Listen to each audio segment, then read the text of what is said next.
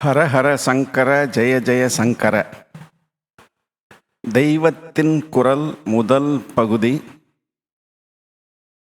சுவாமி எதற்கு? அத்வைத அமைதிக்கே. மிகவும் கிரமமாக நடந்து வரும் இந்த பிரபஞ்சத்தை சிருஷ்டித்து நடத்தி வருகிறவனாக ஒரு கடவுள் இருந்தே ஆக வேண்டும் என்பது ஆஸ்திகர்களின் கட்சி. ஒரு காரியம் செய்தால் அதற்கு ஒரு விளைவு இருந்தே தீர்கிறது. இவ்வாறு நம் காரியங்களை பார்த்து அதற்கு பலனை தருபவர் அந்த ஆண்டவனே என்று ஆஸ்திகர் சொல்கிறார்கள். இருந்தால் இருக்கட்டுமே, அவனிடம் எதற்காக பக்தி செலுத்த வேண்டும் என்று கேட்கலாம். நம்மை கேட்டுக்கொண்டா அவன் நம்மை படைத்தான்?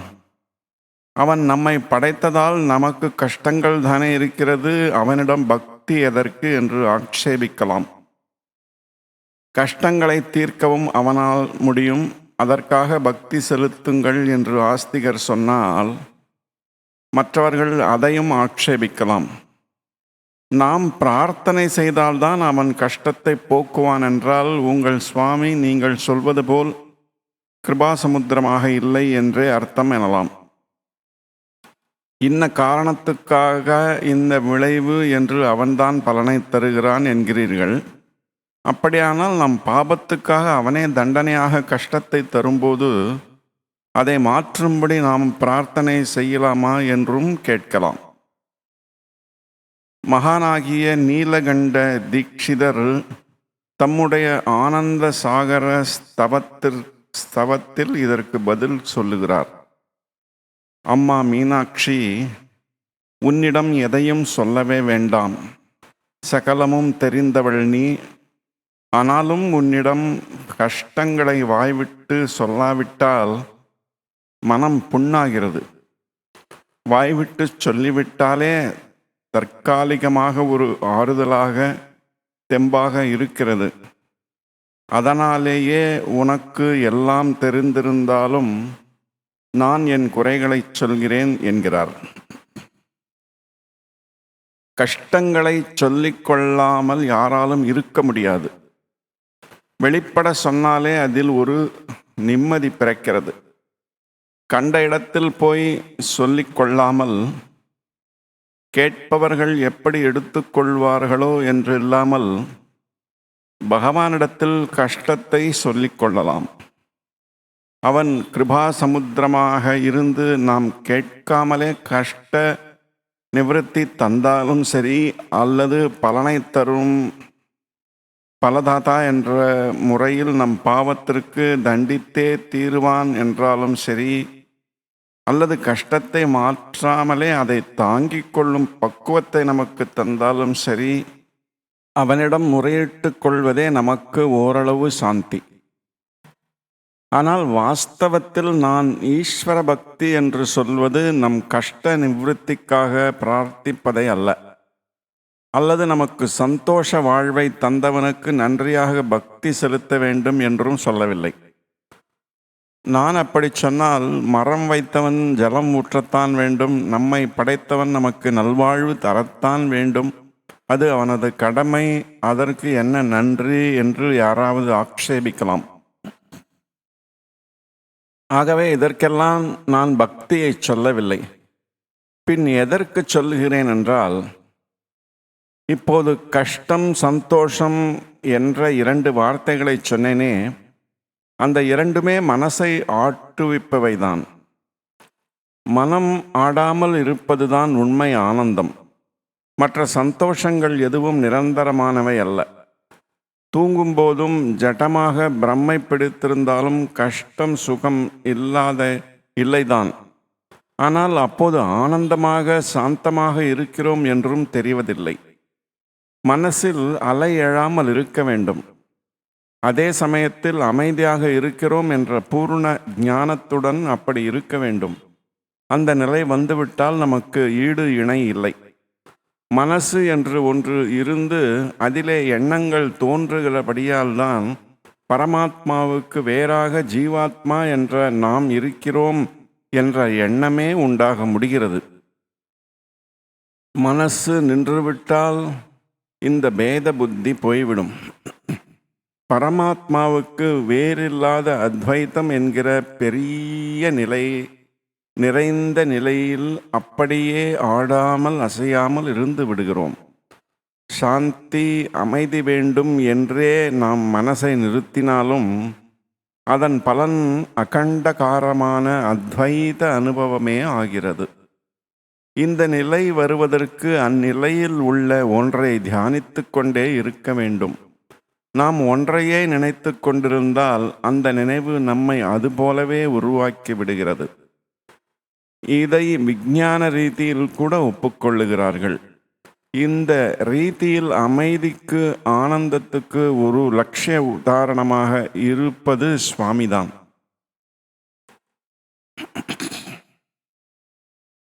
பிரபஞ்சத்தை நடத்தி இத்தனை காரியங்களை செய்தும் கவனித்தும் பலனளித்தும் வந்தாலும் சுவாமி இதனால் எல்லாம் மனம் சலிக்காமல் சாந்தமாகவே இருக்கிறார்.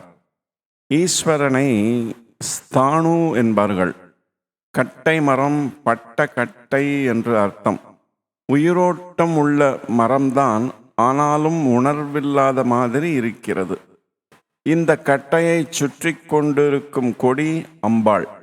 அந்த கொடிக்கு அப்பரணா என்று ஒரு பெயர், அதாவது இலை இல்லாதது என்று அர்த்தம்.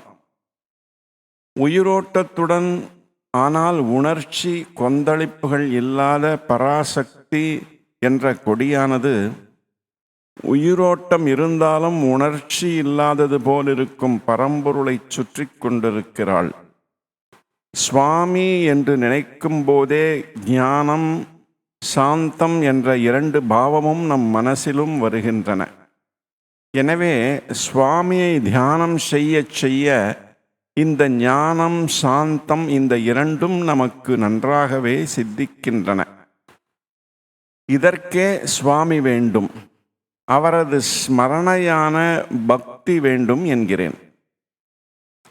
நாம் கஷ்ட நிவர்த்திக்காக சுவாமியிடம் போனாலும் சரி, அல்லது சௌக்கியமாக இருக்கிறோம் என்று நன்றி காட்டப் போனாலும் சரி, அவரை நினைக்கிற பழக்கம் வலுக்க வலுக்க தானாகவே இந்த கஷ்டம், சௌக்கியம் ஆகியவற்றை பற்றியே நினைப்பதிலிருந்து நம் மனம் விடுபடும். அவர் எப்படி நடத்துகிறாரோ அப்படி நடத்தி வைக்கட்டும் என்று பாரத்தை அவரிடமே தள்ளிவிட்டு விஸ்ராந்தியாக இருக்கிற மனோபாவம் உண்டாகும். ஏதோ ஒரு ஆனந்தமும் சாந்தமும் மனசில் படரத் தொடங்கும். இதுவே நம்மை அமர நிலையில் சேர்ப்பது. ஓயாமல் குறையுள்ள நாம் மாறாத நிறைவாக நிறைவதற்கு வழி செய்வது. ஆத்ம விசாரம், தியானம், யோகம் இதுகளால் தான் நம் மனசை பட்ட கட்டை மாதிரி ஆக்கி கொண்டு நிறைவாக இருக்க முடியும் என்பது உண்மை. பின்னே நான் இந்த சாதனைகளை சொல்லாமல் பக்தியை சொல்கிறேனே என்று கேட்கலாம். ஸ்ரீ ஆதிசங்கர பகவத் பாதாள் ஒரு காரியமும் ஒரு சிந்தனையும் இல்லாமல் இப்படிப்பட்ட நிலையில் பக்தி என்கிற மனசின் காரியம் கூட இல்லைதான், இருக்கிற நிலையைத்தான் மோட்சம் என்றார். நான் பக்தி பண்ணுங்கள் என்றே சொல்லுகிறேனே என தோன்றலாம். ஆச்சாரியால் கூட ஓரிடத்தில் மோட்சத்துக்கான உபாயங்களில் பக்தியே பெரிதானது என்கிறாரே. அது எனக்கு சாதகமா என்று பார்த்தால் அடுத்த வரியிலேயே அவர் பக்தி என்பதற்கு ஒரு புது மாதிரி லட்சணம், அதாவது டெஃபனிஷன் கொடுத்து விடுகிறார். அதாவது தனது ஆத்மாவின் உண்மை நிலை என்ன என்று ஆராய்ந்து அதிலேயே ஆழ்ந்து கிடப்பதுதான் பக்தி என்கிறார். அவர் சொல்கிற இந்த பக்தி ஆத்ம விசாரமாக, தியானமாக, யோகமாகத்தான் இருக்கிறதே ஒழிய பொதுவாக நாம் சொல்கிற அர்த்தத்தில், சற்று முன்னே நான் சொன்ன அர்த்தத்தில், அதாவது நமக்கு புறம்பாக ஒரு சுவாமி இருப்பதாகவும் அவரிடம் நாம் செலுத்துகிற அன்பே பக்தி என்றும் சொல்கிற அர்த்தத்தில் பக்தியாக இல்லை. சரி, இந்த இடத்தில் ஆச்சாரியால் பக்தியை இப்படி வர்ணித்து இருந்தாலும் அவரே தம் மடங்களில் எல்லாம் விஸ்தாரமாக சந்திரமௌலீஸ்வர பூஜையை வைத்திருக்கிறார். அரூபமான ஆத்ம தத்துவத்தை முடிவான லட்சியமாக அவர் சொல்லியிருந்தாலும் அவரே உருவத்தோடு இருக்கப்பட்ட தெய்வங்களின் உபாசனையையும் நிலைப்படுத்தி ஷண்மத ஸ்தாபகர் என்று விருது பெற்றிருக்கிறார். க்ஷேத்திரமாக போய் அங்கங்கே உள்ள மூர்த்திகளின் மேல் ஸ்தோத்திரம் பண்ணி இருக்கிறார். இதையெல்லாம் பார்த்தால் லோக ரீதியில் நாம் சொல்கிற பக்தியும் ஆச்சாரியால் விசேஷமாக அங்கீகரித்த விஷயமே என்று தெரிகிறது. உதாரணமாக, ஞானம் ரொம்ப வசத்தி, ஆத்ம விசாரம், தியானம், யோகம் இதெல்லாம் வசத்தி, பக்தி, பூஜை, க்ஷேத்ராடனம் எல்லாம் அதைவிட தாழ்த்தி, இந்த பக்தியை விடவும் கூட பல தினுசான ஆச்சாரங்கள், அனுஷ்டானங்கள், வைதிக கர்மங்கள் எல்லாம் இன்னமும் தாழ்த்தி என்று ஒரு அபிப்பிராயம் உண்டு. இந்த காலத்தில் படித்தவர்களிடம் இந்த அபிப்பிராயம் மிகவும் தீவிரமாக இருக்கிறது. கர்மாக்களெல்லாம் மூட நம்பிக்கை, சூப்பர்ஸ்டிஷன். பக்தி சமாச்சாரம் எல்லாம் வெறும் உணர்ச்சி, சென்டிமெண்டல். தியானம், யோகம், ஆத்ம விசாரம் இதுகள்தான் ஆத்ம சம்பந்தமானவை என்கிற பேச்சு இப்போது ஜாஸ்தி. ஆனால் ஆத்மஸ்வரூபத்திலேயே கரைந்து ஒரு காரியமும் ஒரு எண்ணமும் இல்லாமல் இருக்கிற அத்வைதத்தை நிலைநாட்டிய ஆச்சாரியால் ஞான மார்க்கத்தை சொன்னவர்தான் என்றாலும் அவர் மனசை வைத்துக்கொண்டு செய்கிற பக்தி, காரிய ரூபமான வைதிக கர்மானுஷ்டானங்கள் எல்லாவற்றையுமே அங்கீகரித்திருக்கிறார். ஏன் இப்படி செய்திருக்கிறார் என்றால், இந்த பிரபஞ்சத்தில் மாட்டிக்கொண்டிருக்கிற நாம் இத்தனை பேருக்கும் சித்தம் ஓயாமல் ஓடிக்கொண்டேதான் இருக்கிறது. க்ஷண காலம் கூட அது நிற்க மாட்டேன் என்கிறது. நேராக இதோ இப்பொழுதே மனதை நிறுத்திவிட்டு ஒரு காரியமும் இல்லை, ஒரு எண்ணமும் இல்லை என்று பண்ணிக்கொண்டு விடலாம் என்று எத்தனம் செய்து பார்த்தாலும் நடக்க மாட்டேன் என்கிறது. எண்ணங்கள் பாட்டுக்கு நாலாதிசையும் ஓடிக்கொண்டேதான் இருக்கின்றன. நம்முடைய பாசங்கள், துவேஷங்கள், துக்கங்கள், பயங்கள், சந்தோஷங்கள் எல்லாம் மாறி மாறி வந்து மோதி அலைக்கழித்து கொண்டேதான் இருக்கின்றன. இவற்றையொட்டி இந்த காரியத்தை பண்ண வேண்டும், அந்த காரியத்தை பண்ண வேண்டும் என்கிற திட்டங்களும் ஓயாமல் போட்டபடிதான் இருக்கிறோம். ஆகக்கூடி அப்படியே சித்தத்தை நிறுத்திவிட்டு ஆத்மாவில் மூழ்கிப்போ என்று சொல்லிவிடுவதால் மட்டும் இந்த மாதிரி ஆகிற நிலையை வாஸ்தவத்தில் சாதித்து கொள்ள முடியவில்லை. இந்த மாதிரி சித்தத்தை நிறுத்த முடியாமல் இருப்பதற்கு காரணம் என்ன? நம்முடைய பூர்வ கர்மாதான்.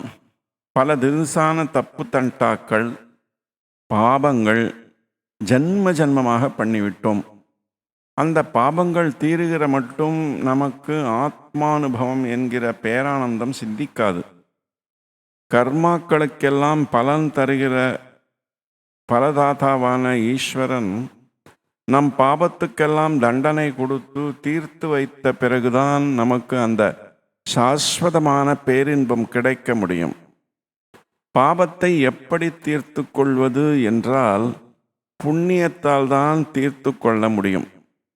ஒரு ஜென்மாவில் இவன் பண்ணின பாபங்களை இன்னொரு ஜென்மாவில் தீர்த்து கொள்ளட்டும் என்கிற மகா கருணையால் தான் ஈஸ்வரன் மறுபடி ஜென்மா தருகிறார். ஆனால் நாம் என்ன செய்கிறோம்? இந்த புது ஜென்மாவில் பழைய பாபங்களுக்கு நிவர்த்தியாக புதிய புண்ணியங்களை பண்ணாமல் இருப்பதோடு இப்போதும் வேறு புதுசாக பல பாபங்களை செய்து மூட்டையை பெரிதாக்கிக் கொள்கிறோம். இப்படி பாபங்களை பெருக்கிக் கொள்ளாமல் அவற்றை கரைத்து கொள்வதற்காகத்தான் ஆச்சாரியால் கர்மத்தையும் பக்தியையும் ஞானத்திற்கு அங்கமாக வைத்தார். பாபங்கள் 2 தினுசு.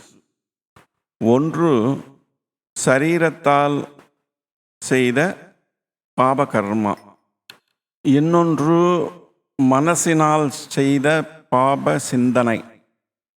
பாப கர்மாவை போக்கிக் கொள்ள புண்ணிய கர்மா செய்ய வேண்டும். பாப எண்ணங்களை போக்கிக் கொள்ள புண்ணியமான நினைப்புகளை வளர்த்து கொள்ள வேண்டும். புண்ணிய கர்மா என்ன? அனைவருக்கும் வேதம் விதித்த கர்மம்தான். லோக வாழ்க்கை சீராக நடக்க வேண்டும். அறிவினால் நடக்கிற காரியம், ராஜாங்க ரீதியில் நடக்கிற காரியம், வியாபார ரீதியில் நடக்கிற காரியம், சரீர உழைப்பினால் நடக்கிற காரியம் எல்லாம் ஒன்றுக்கொன்று விரோதம் இல்லாமல் அனுசரணையாக நடந்தால்தான் சமூக வாழ்வு சீராக இருக்கும் என்பதால் வேத தர்மம் சமுதாயத்தை இப்படி 4 காரியங்களுக்காகவும் பிரித்து ஒவ்வொருத்தருடைய தொழிலையும் ஒட்டி அவரவருக்கான நியதிகளை, ஆச்சார அனுஷ்டானங்களை வகுத்து தந்திருக்கிறது. இவற்றை துளி கூட மீறாமல் அவரவரும் தொழில் செய்தால் அதுவே புண்ணிய கர்மாவாகிறது. கர்மா எப்படி பாபமாகிறது என்றால், நமக்காக என்ற ஆசை வாய்ப்பட்டு ஏதோ ஒரு லட்சியத்தை பிடிக்கப் போகிற போதுதான் இந்த லட்சிய பூர்த்திக்காக எந்த தப்பையும் செய்ய துணிகிறோம். அதனால் சித்தத்தில் துவேஷம், துக்கம், பயம் இப்படி அழுக்குகள் ஏறிக்கொண்டே போகிறது. இப்படி நாம ஒரு லட்சத்திற்கு ஆசைப்படாமல் கர்மா செய்ய ஆரம்பித்து விட்டால் பேராசையின் அரிப்பு இல்லை, போட்டா போட்டி இல்லை. இதனால் வருகிற துவேஷம், துக்கம் இத்தியாதி இல்லை. சமுதாயம் முழுக்க சர்வ ஜனங்களும் அதற்கும் மேலே சமஸ்த பிரபஞ்சமுமே நன்றாக இருக்கத்தான் வேதம் இப்படி கர்மாக்களை பிரித்து கொடுத்திருக்கிறது என்பதை புரிந்து கொண்டு சொந்த லாபத்தை பெரிதாக நினைக்காமல், அதாவது பலனை கருதாமல் லோக க்ஷேமத்தையே நினைத்து இந்த கர்மாக்களை பண்ணுகிற போது அவையெல்லாம் புண்ணிய கர்மாக்களாகி நமக்கு உள்ளூர நன்மை செய்கின்றன. வெளியில் லோக வாழ்க்கையில் அவை சமூகம் முழுவதற்கும் நன்மை உண்டாக்குவதோடு உள்ளே நம்முடைய பாப கர்மாக்களையும் கழுவித்தான் தீர்க்கின்றன. தனக்கு என்கிற பெரிய அரிப்பு இல்லாமல், எனவே அசூயை, வஞ்சனை எதுவுமே இல்லாமல் காரியம் செய்கிற போதுதான் இந்த காரியத்தில் முழு ஈடுபாடு உண்டாகிறது. சித்தம் காரியத்திலேயே நன்றாக ஈடுபடுவதனால் அதற்கு பாப எண்ணங்களை நினைக்கவே இடம் குறைந்து போகிறது. அதாவது புண்ணிய கர்மமே சித்தம் சுத்தமாவதற்கு படிப்படியாக உதவுகிறது. காரியமும் எண்ணமும் நெருங்கின சம்பந்தமுள்ளவை. காரியமே இல்லாமல் உட்காருகிறேன் என ஆரம்பித்தால் அப்போது மனசில் இல்லாத கெட்ட எண்ணங்கள் எல்லாம் படையெடுத்து வரும். இங்கிலீஷில் கூட வேலையில்லாத சித்தம் சைத்தானின் பட்டறை என்று ஒரு பழமொழி உண்டு.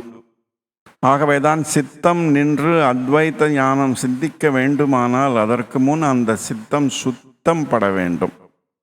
ஆரம்பத்தில் கர்மாக்களாலேயே இந்த சித்த சுத்திக்கு வழி பண்ணிக்கொள்ள முடியும் என்பதால் தான் ஆச்சாரியால் வேத கர்மாக்களை நிலைநாட்டினார். பாப சிந்தனைகளை போக்குகிற புண்ணிய சிந்தனை தான் பரோபகாரம், சேவை, மனப்பான்மை, தியாகம் எல்லாம். பொதுவாக அன்பு என்று சொல்லலாம். இந்த அன்பை சகல ஜீவ ஜட பிரபஞ்சத்துக்கும் மூலமான பரமாத்மாவிடம் திருப்பி விடுவதுதான் பக்தி. நமக்கு அந்த பரமாத்மாவே ஆதாரமாகையால் அதனிடம் மனசை திருப்ப பழக்கினால் சுலபமாக அது அங்கேயே ஈடுபட்டு நிற்கிறது. பாப சிந்தனையே இல்லாமல் போய் ஏற்கனவே ஜன்மாந்தரங்களாக ஏற்றிக்கொண்டிருந்த பாப வாசனைகளும் பகவத் ஸ்மரணத்தினால் கரைந்து மனசானது பரமாத்மா ஒன்றையே கெட்டியாக பிடித்து கொள்கிற ஐகாகிரிய நிலை லபிக்கிறது. மனசு அடியோடு இல்லாமல் போவதற்கு முந்திய படி இப்படி ஒன்றை மட்டும் மனசால் பிடித்து கொள்வதுதான். 1000 கோடி வழிகளில் பாய்ந்து கொண்டிருந்த மனசு கடைசியில் இப்படி ஒன்றையே பிடித்து கொண்டு அப்புறம் அதிலேயே தோய்ந்து கரைந்து போய்விட்டால் முடிந்த முடிவில் சாஸ்வத பேரானந்தமான ஆத்மா ஒன்றுதான் இருக்கும். ஒன்றிலேயே மனசை நிறுத்துவது என்கிற தியான யோகத்திற்கு நம்மை ஏற்றிவிடுகிற படிக்கட்டாகத்தான் பகவத் பாதாள் கர்மம், பக்தி இவற்றை உபாயங்களாக வைத்தார். பாராயணம், பூஜை, க்ஷேத்ராடனம் இப்படி ஆரம்பிக்கிற பக்தி மனசை மேலும் மேலும் பரமாத்மாவிடம் ஒன்றுபடுத்த நாம் கொஞ்சம் கொஞ்சமாக அவருடைய பரம சாந்தமான நிஜஸ்வரூபத்தை அனுபவிக்க தொடங்குகிறோம். துக்கம், மயக்கம், பிரம்மை மாதிரி இல்லாமல் நல்ல நினைப்போடு கூடவே, அதாவது கான்ஷியஸுடன் மனசு ஆடாமல் அசையாமல் இருக்கிற பேரின்ப நிலைக்கு இப்படியாக கிட்டே கொண்டு சேர்ப்பது பக்தி என்பதற்காகவே எல்லோரும் பரமாத்மாவிடம் பக்தி செலுத்த வேண்டும் என்கிறேன். அத்வைத்தம் என்று சும்மா வாயால் சொல்லிக் கொண்டிருப்பதால் ஒரு பிரயோஜனமும் இல்லை. அந்த நிலையிலே இருக்கிற மகத்தான நிறைந்த சாந்தத்துக்கு ஒரு ரூபமாகவும் லட்சிய உதாரணமாகவும் இருக்கிற ஈஸ்வரன் என்கிறவனை பற்றிய நினைப்புதான் நம்மை அந்த நிலையில் அவ்வப்போது க்ஷணகாலமாவது தோய்த்து எடுக்கும். அத்வைத்த நிலை என்ற நமக்கு புரிபடாத, நம்மால் பிரியத்துடன் ஒட்டி கொள்ள முடியாத ஒன்றை பற்றி சொல்வதை விட அந்த நிர்குண நிலையையே ஈஸ்வரன் என்று சகுணமாக பார்க்கிறது தான் நமக்கு பிடிப்பை தந்து நம்மை உயர்த்திவிடும். இப்படி உயர்த்திவிடவே சுவாமி நமக்கு அத்தியாவசியமாக தேவைப்படுகிறார். அவரிடம் நமக்கு பக்தியும் அத்தியாவசியமாக தேவைப்படுகிறது. ஆக சம்சாரத்தில் நமக்கு ஏற்படுகிற துக்கங்களின் நிவிருத்திக்காக என்று இல்லாமல் நம்மை நாமே தெரிந்து கொண்டு ஆத்ம சரீரத்தில் நிலைத்திருப்பதற்கு வழியாகவே ஈஸ்வர பக்தி வேண்டும். இத்துடன் இந்த அத்தியாயம் நிறைவு பெறுகிறது. ஓம் சாந்தி சாந்தி சாந்தி.